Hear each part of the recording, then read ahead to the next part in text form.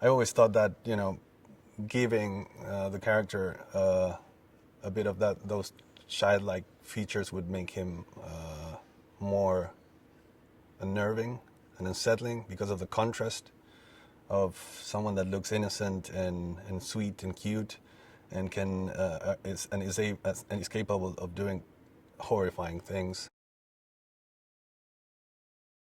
I wanted him to have this mad look in which one of the eyes is looking away.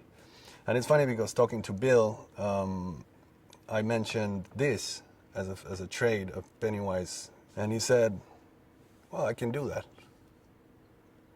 And he did it. He did it like that, and it freaked me out. And I said, good job, man. You just saved me hundreds of thousands of dollars. Yeah, probably one of the very few people that can do it in the world. It's just like, not cross-eye, the opposite of cross-eye. You will see it in the movie. It's pretty terrifying.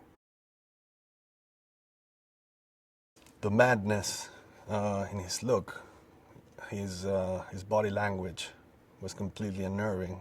He's incredibly talented, and there's like the control of like every muscle in his face is like just amazing.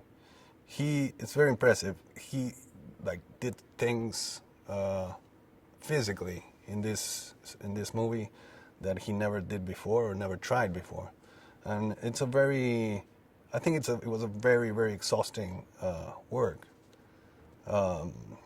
Every single scene with Pennywise implies some certain titanic stunt, and I really have to give it to Bill to go through that, because he did an amazing job and his energy was at full all the time. It's a shape-shifting entity of evil that appears in these kids' lives. He's been around for millions of years, and he comes out of hibernation and starts feeding on kids.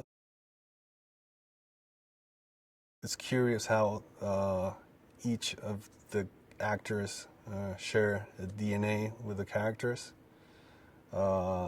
It's really fascinating.